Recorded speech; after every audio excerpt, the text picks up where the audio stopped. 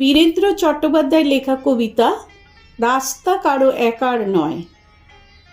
ধর্ম যখন বিজ্ঞানকে বলে রাস্তা ছাড়ো, বিজ্ঞান কি রাস্তা ছেড়ে দেয়? পোপের ভয়ে দেশান্তরী হয়েছিলেন লিওনার্দো দা ভিঞ্চি। সারাদিন একটা অন্ধকার ঘরের মধ্যে পায়চারি করতেন গ্যালিলিও গ্যালিলেই। তাকে পাহারা দেবার জন্য বসে থাকত একজন ধর্মের পেয়াদা, যার চোখের পাতা বাতাসেও নড়ত না। বিজ্ঞান কি তখন থেমেছিল? তীর্থের পাণ্ডাদের হই হই, তাদের লাল চোখ কি পেরেছিল পৃথিবীকে বেঞ্চের উপর দাঁড় করিয়ে সূর্যকে তার চারদিকে উঠবোস করাতে?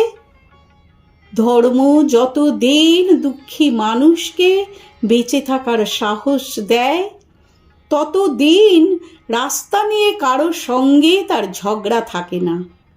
রাস্তা কারো একার নয়, বরং তাকেই একদিন রাস্তা ছাড়তে হয় যার স্পর্ধা আকাশ ছুঁয়ে যায়।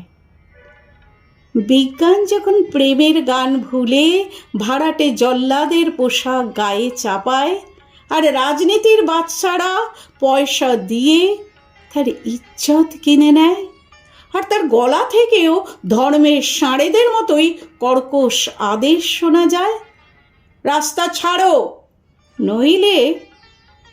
পৃথিবীর কালো সাদা হলুদ মানুষের গান, তাদের স্বপ্ন এক মুহূর্ত সেই চিৎকার শুনে থমকে তাকায়।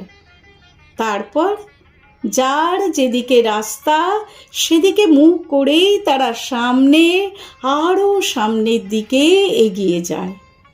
কেউ কারোকে রাস্তা ছেড়ে দেয় না, যতদিন এই পৃথিবীতে গান থাকে, গানের মানুষ থাকে, স্বপ্ন থাকে।